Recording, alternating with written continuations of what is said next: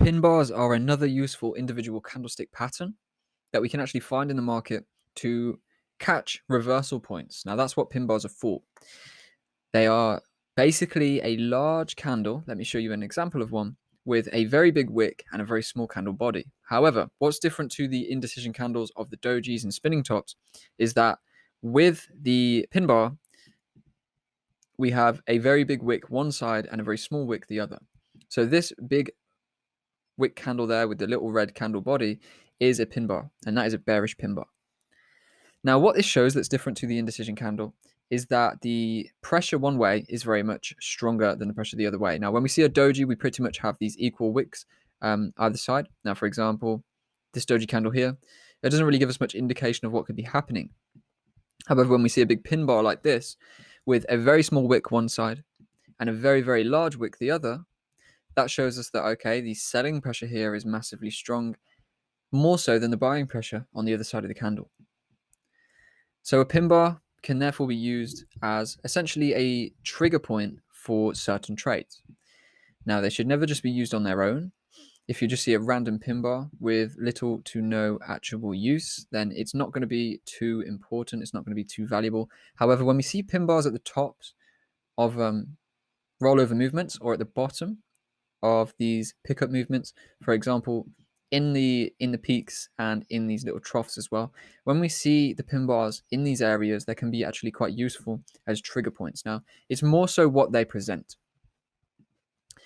So if we look at this pin bar, then we can see basically we have supply zone over here. We're in a downtrend, right? Lower lows, lower highs. We've seen the supply zone, and what we've actually seen then is the market push up.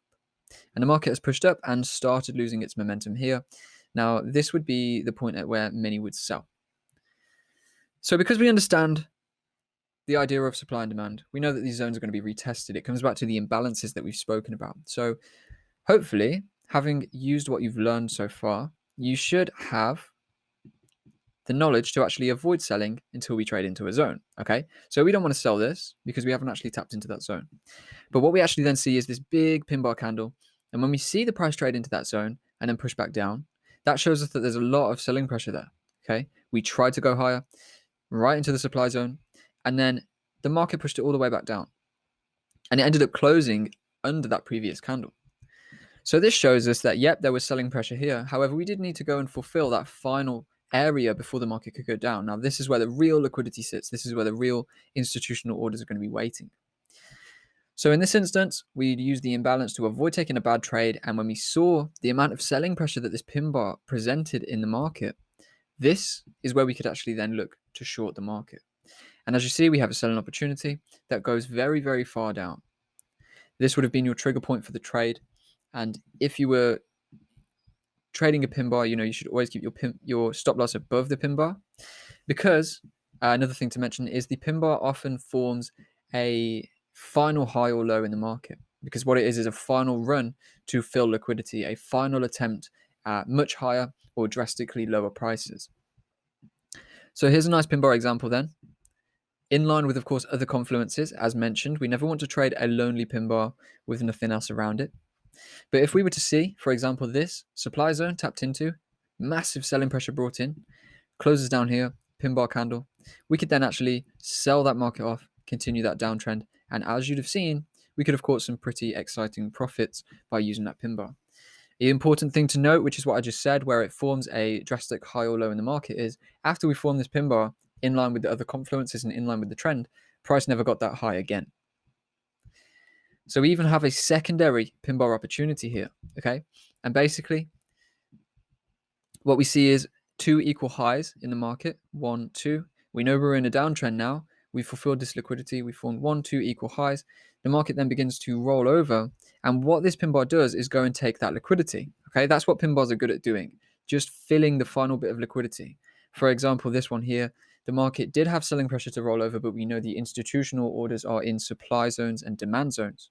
So when a supply zone is tapped into and we see a huge pin bar like this come out of it, well, that shows us that all of the selling pressure that's in this zone has now been fulfilled and the market is ready to go down. So that's much like this opportunity that we get again here. Okay, we know the selling pressures in the market now. We know we're in a downtrend. We see 1 rollover, 2 rollover, and it looks as though we could be ready to go. And when we see the pin bar take the liquidity and then we see the selling pressure enter and push it all the way back down again to close down here, well, then that is going to provide us with another selling opportunity. Okay. So never use pin bars alone, but if you can use pin bars in line with the other market confluences, identifying the areas where pin bars have gone for liquidity, because that is what they do, that's what they're for, that's what they show, then that is going to provide you with a good opportunity to either buy or sell in line with the trend. So a nice example here, if we look at this one, big downside moves, then we come and form this bottom, okay? Form a bottom in the market there, support, come back up, wick through to fill liquidity, the buying pressure is pushed all the way back up and we actually close above these previous candles, well, then this could provide us with a buying opportunity, okay?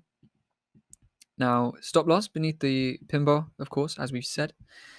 And you could have actually looked to take this, back into the supply zone above, right? That supply zone in here.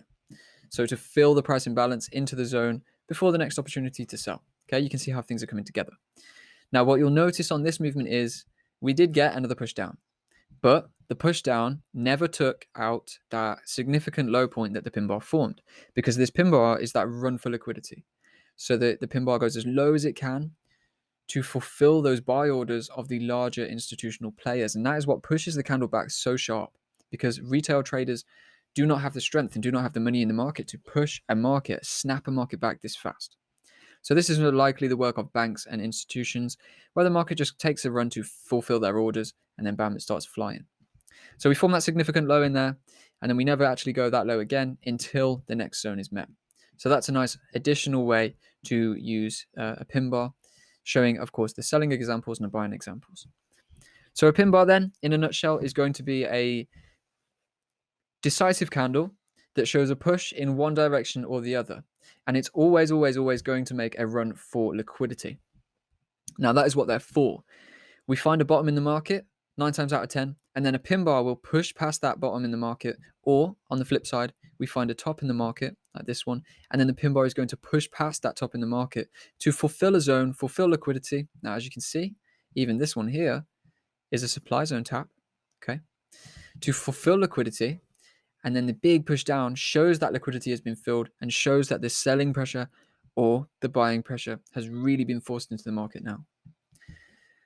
So there we go. That is pin bars in a nutshell. Now, as mentioned, they do have big wicks like dojis, like spinning tops. However, these ones are much more decisive because they show normally around or after a bottom has been formed, they show a big wick on one side and a small wick on the other, which shows a big push in the market from that one direction. So here we are again, just a final example to talk through. We have, of course, a bottom is being found in the market. Okay. Basically off of this previous low point, 1 wick, 2 wick, all of these candle bodies forming this bottom, but then we have one final push down to fulfill the liquidity to trade into the previous structure, high point, structure, low point, to fulfill that higher low kind of formation before the market really takes off. So we are looking for these as final pushes of strong buying or selling pressure in a given direction to actually hop onto and enter a trade in the right direction.